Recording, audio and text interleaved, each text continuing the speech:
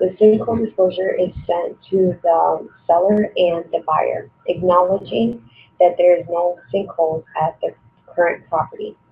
Where it says, "Are you aware?" you write in the full address of the property that is being purchased.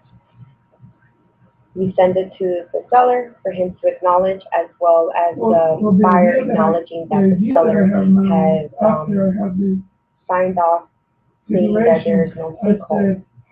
What you do next from here is basically, if the property is a Hillsborough, Pasco, or Pinellas, depending on the county, you contact the appraisal from the city to ask them if this current property has had any issues reported or any sinkholes reported in any of the years.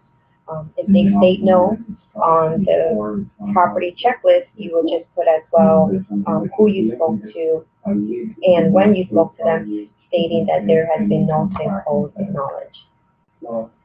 And you just place this in the file, in the property's file, just as an acknowledgement. Then we go to the next form, and this is the form that's basically the notice of non-representation. This form is basically stating that the person that is buying the property is notified that TJ Global is basically a wholesaler and subsidized by representation, but basically not a real estate or brokerage.